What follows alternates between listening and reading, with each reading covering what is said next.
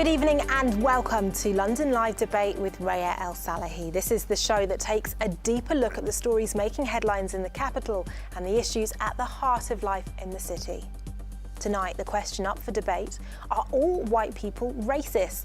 It's sparked by numerous headlines this week over the sacking of a London model as an ambassador for L'Oreal following a Facebook post allegedly calling all white people racist. Well, joining me to share their thoughts on this, a trio of straight-talking, opinionated Londoners. First up, an LGBT advocate and HIV activist who describes himself as an unapologetic, angelic troublemaker, Bisi Alimi. Next, it's the self-titled rebel ethnographer, Middlesex University sociology lecturer Lisa McKenzie, and rounding off the panel, a man who makes a living arguing, the director of London's Great Debaters Club, Koutsoumbos. Right. Let's start this evening by reminding you of the story at the centre of tonight's show. Monroe Bergdorf was labelled the face of modern diversity when she became the first transgender ambassador for L'Oreal's All Worth It campaign last week. But just days later, the London model was dropped by the cosmetics brand over a social media comment she made responding to the violence of white supremacists in Charlottesville. Here's what she had to say. I don't have energy to talk about the racial violence of white people anymore. Yes, all white people, because most of you all don't even realise or refuse to acknowledge that your existence, privilege and success as a race is built on the backs, blood and death of people of colour. Your entire existence is drenched in racism. Now, in response, L'Oreal announced they were sacking the model on Twitter, writing, L'Oreal champions diversity. Comments made by Monroe Bergdorf are at odds with our values, and so we've decided to end our partnership with her. So, are the London's model's comments grossly offensive or a fair comment taken out of context? What does the response say about who we are and what we really think as Londoners? And is she right? Are all white people racist? Bisi, what did you think when you first heard about this? Well, when I heard about it, I felt like finally someone with a bigger platform is actually raising this particular issue, because this is not the first time that many black people have talked about the concept of racism. And I think for white people to understand it, they come from the position of, being actively a member of the KKK or any extreme group for you to actually assume that role of racism. But the reality is the fact that every black and brown person live under the influence of the sin of potential. Constantly you question yourself, constantly you're aware of your environment, constantly you question whether a particular act is an act of racism or not. And she talked about microaggression, which a lot of black and brown people have to face in this country. And I think those are the issues that she's trying to raise. But I think because of the way we've sensationalized racism in this country, it makes it very difficult for white people to actually look themselves in the mirror and say, what have I done to contribute to this system that I am benefiting from to make other people's life uncomfortable? Lisa, what do you make of it? Do all white people benefit from racism in this country? Yes, I would say yes. All white people do benefit from racism. But does that mean that all white people are racist? No. I think Monroe's comments initially, I understand her anger. I'm angry a lot, most of the time, actually. So I think she was angry. I think she wrote something on Facebook. Again, that questions, what's public, what's private. She was sold out, obviously, by a friend or not a friend. But I think that the interviews that she's done since, where she sort of tried to explain about structural racism and institutionalised racism, I think that she's got something interesting to say. But saying that, I think to sort of say blanketly that all white people are racist it's not helpful at all, actually. And actually, it's wrong. So do white people benefit from a racist structural system? Yes, but does that mean that they are individually racist? No. So it's the context that we need to look into here. Tony, what did you make of this when you first heard it doing the rounds? My first question I asked myself was who she was trying to persuade exactly. That's always what I look for in an argument. And naturally, in an issue like this, it's clear her intention is to try and engage and persuade people who disagree with her. And when I think about the way she went about that, it reminded me of similar stories you've heard in the news of people trying to do the same on a range of different issues. So the Google memo, for example, is a good example. Somebody who believed what they believed was a cast iron fact and then chose to communicate it in a way that caused so much offence and alienated the very people they were trying to persuade. And when I look at the way she's expressed herself, I think it's unlikely that anyone other than the people who already agree with her are going to sympathise with what she said. Bisi, what do you make of that? I completely disagree. And let us look at historical antecedents about black people trying to challenge a structure of racism. You know, nowadays, everyone quotes Martin Luther King. Martin Luther King talked about nonviolent action. He was killed by white people. Malcolm X talked about black people taking up arms against the institution of white people.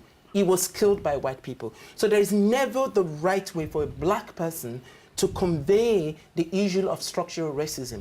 Because this is a point, and for me, the fact that we have to even have this conversation to appease to the ego of white people, whether they have to face the situation, whether they are racist or not, brings us to the question about the reality of the fact that this conversation is deeper than what we are talking about. The fact that we have to say, you have to express your opinion. I remembered once when Spike Lee was asked, there is a post-racial America.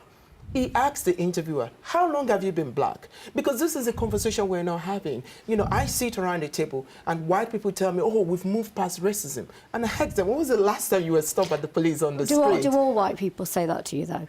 No, it's not about whether. Yeah, So I suppose this is the debate, because do all white people think that we're post-racist? No, it's not, racism. It's not about what all white people say. It's about how all white people, consciously or unconsciously, contribute to a system of oppression that removes black and brown people from the picture. And that is what she was trying to avoid. And I know that it's difficult as a white person, as a man for me. I know that my being a man gives me an edge over a woman. And I know, I shared a story about how unconsciously I went to a gym and a woman was going to be my personal trainer. I almost denied her access because she's a woman, and I consider myself pro-feminist issues. There are ways that we have to, every second of the day, question the privilege that we have. And if we don't do that, we are contributing. And I think that's what she's saying. We are consciously or unconsciously contributing by decisions and actions that we've taken to a system that oppresses people that are not like us. And I agree with you there, and I agree with her there. But there are many. Our structure in society is unfair, and there is white privilege. But, and this is where there is a but. The people at L'Oreal, her bosses, will definitely be white people. But will they be the white people that are working in McDonald's down the road here? Will they be the white people that are cleaning the streets in London?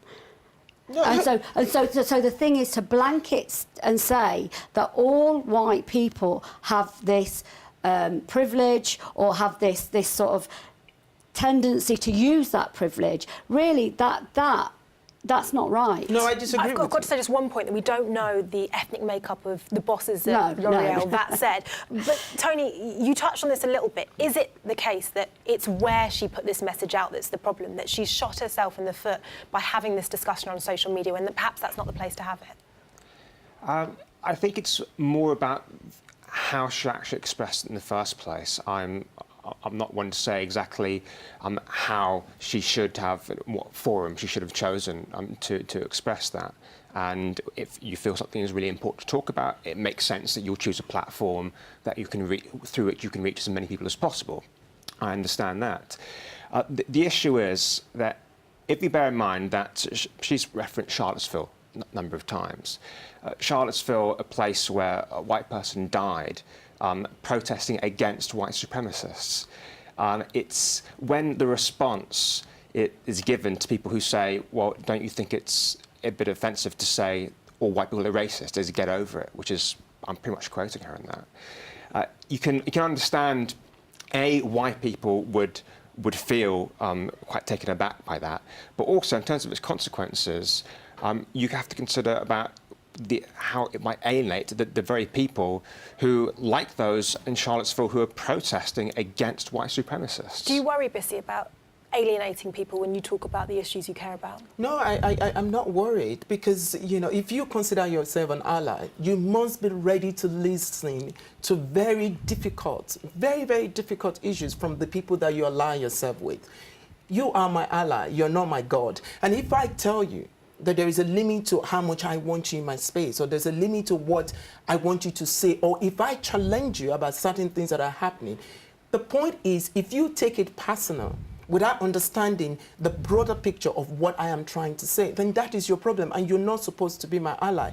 And I think this whole idea of we have to appease to men so that we can get feminism forward, we have to appease to white people so that we can get, you know, race issue forward, we have to appease to straight people so that we can get LGBT issue forward, is nothing but an idea of worshipping that I don't buy into. If you're not very comfortable about the way that I feel best to convey what I'm going through, my pain, then you have to ask yourself, what are you doing in that space in the first place? Lisa, politics aside, were you offended when you heard that she had allegedly called all white people racist? No, I wasn't offended at all. You know, I've sort of been known for saying, and again, this is where I probably don't agree with you, that she was using that platform. I don't think she was using that platform at all. I think that she'd seen what was happening in Charlottesville, and I think she was upset. And she reacted emotionally on Facebook because she probably thought that was that it was just a space to speak. So I don't think she was actually at the beginning of this story being any sort of advocate. I think she was just upset. I think what's happened since means now that she's got no choice but to actually be some sort of advocate. That's unfortunate for her. But actually, it's not, you know, this is not, you know, I'm somebody that thinks you do, if this is how she feels and this is what she thinks, it's probably better that she got sacked from L'Oreal than working in that sort of industry. You know, the cosmetic industry it's a multinational, capitalistic, unequal industry that was also capitalising on her exception.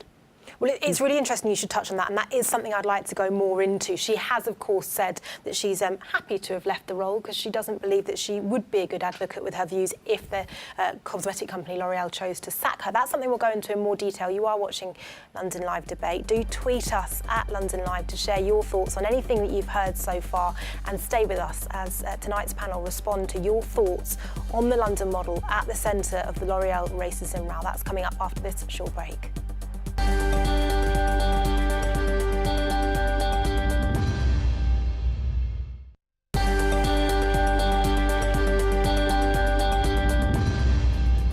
Welcome back to London Live Debate. I'm Reya El-Salahi, and tonight we're asking, are all white people racist? It's a question sparked by a story making headlines this week, with a London model fired as L'Oreal's diversity ambassador over a Facebook post allegedly calling all white people racist.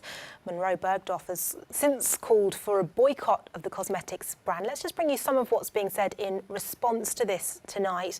On Twitter, we've had somebody called Liar Politicians who's been in touch to say the model is burying her career calling all white people racist, while on Facebook, Matthew's been in touch to say Monroe says white people need to do more and the system is racist and skewed to benefit white people. Now, we can argue till we're blue in the face whether that's true or not, or whether generalising about white people is racist in itself, but there seems to be little suggestion of solutions of how to make the current situation better. What practical steps can be done by the average person in the street to make the situation better? Now, speaking to Channel 4 News journalist Fatima Manji, the model admitted this week to being surprised by the response she's received. Really, in my head, I didn't think that there would be that much of a problem in identifying that racism is coming from white culture, it's coming from white privilege, it's coming from white supremacists. This isn't a situation where people are on a level playing field. Society is not level. Society is built on the foundations of white supremacy. Tony, if you had the chance to advise the model ahead of all of this, what would you have said? What would have been the right way to go about this? I would have encouraged her to think about the outcome that she wanted to achieve out of this. Because I think this speaks to perhaps the broader issue at stake here, which is what is an acceptable way to treat people. So, for example, when we talk about racism and sexism for that matter, and homophobia for that matter, what we're really concerned about is how that impacts people's life chances, how that affects their likelihood to be discriminated at work, which means once we identify those core problems, we can start putting in place practices and policies designed to mitigate them, to reduce them, to eliminate them, so that we don't have that disparity. We start to break down those barriers. And if you start from that point, an inclusive point from which everyone benefits, rather than starting from the point of being quite ambiguous about the outcome, but being unambiguous about who you think is to blame, then again, I go back to the earlier point that if you want to build a coalition of people around this goal to get everyone agreeing that this is a serious problem, to everyone agree with her, with what she believes to be true, then you're going to have to do it, you're going to have to base it on a vision of an outcome you want to achieve that everyone can get around. It's not about appeasing. It's not about worrying how people are feeling. It's about how do you get people to listen to you. Lisa, you haven't been backward in coming forward this evening, and you've also found yourself on social media in the middle of a number of... Yeah, I've been at the Daily Mail's had articles about me a few times, actually. I don't agree with that, actually. I think I don't think she intentionally did this at all. But now she has. You know, there's nothing wrong with stating how you feel about your life and how you think something is unfair and not right. She's right. I mean, I don't agree with her, and I would argue with her actually about all white people are racist. I would argue with her on that, but she is right in the way that she feels and the way that structural racism hurts her. So actually, the way she's done it now. So the thing is, she's going to, you know, it's actually not a bad thing to sort of not want, you know, I don't want people to agree with me. When you get agreement, what you get is you get watered down policies and watered down politicians, and nothing ever happens. So actually, to not agree is a good place to start. To upset people actually is a good place to start. Bisi, you said that you're in agreement with pretty much, by the sounds of it, everything that Monroe has said. The likes of Clara Amfo, the Radio 1 DJ, who was a fellow L'Oreal ambassador in this campaign, has quit in solidarity with her. Would you like to see more of all of the ambassadors, but particularly those of African and Caribbean descent, also stepping down from the role? Indeed, but I would also love to see the white models also stepping down from the role to understand, you know, the need for solidarity in this particular case. You see, there's censorship, right? And there is finding the right way to say something. And like I've said before, the problem with the reality of black and brown people is there's never a right way we talk about race. Whichever way we talk about race, we get called out for talking about race, because practically there's the issue of white fragility that we're not talking about. And that is the fact that there are certain things we're not supposed to just talk about. And so when we go out of our space to raise those issues, whether you say it over a cup of tea, or you say it while you're having champagne, or you say it while you're angry, there is never a right time to talk about race. She chose the best way she wanted to talk about it. She has said it the way she wanted to say it. She has brought up this conversation that we're having now, and to her, I say kudos. Lisa, you're nodding your head. I can see. I actually agree. I actually agree that I think that when there is something at stake which is so important, where it's about people's lives sort of being really damaged and hurt by an unequal system. I mean, one of the things we've not talked about tonight is class. And you know, I am from a working class background, and I'm a working class. I've worked at the London School of Economics for years. I know what it's like when you try and talk about class with middle class people and upper class people. It's very difficult as well. So you're right to just sort of, how do you talk about this? Well, I've found the only way I can talk about it is to talk about it. And so I think, you know, I think she's going to have to front this out and go through it. And she probably didn't want to be an activist at the beginning of this, but she is now. Tony, is it all falling on deaf ears? You said that this does risk, alienating people that don't want to hear this sort of message. Is the way she's gone about it counterintuitive? Yes. Or counterproductive, rather? Yes, but I'm also concerned about those who would agree with her as well. Because if we look at the term you just used there, white fragility, right? You're using a stereotype there. You are labelling an entire group of people based on nothing more than the colour of their skin. And you are doing it in order to try and make a point. Now, big claims require big evidence, first of all, and we can have that conversation. I'm more than open to have that conversation. But the further problem is that surely the end goal with this is that we want to live in a society, I know I do, we want to live in a society where people are not judged for stereotypes. People are not judged based on stereotypes. People are not judged based on the colour of their skin. They're not judged based on sexual orientation. They're not judged based on their gender. Right? That's actually that I want to live in. And right now, the messages she is sending, what she is saying, she's saying, as long as you're on the right side, it's okay to stereotype people.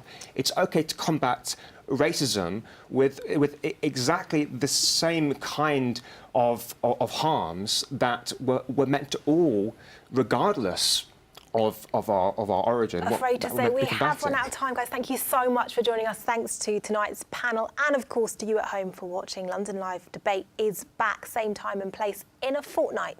Until then, have a great evening.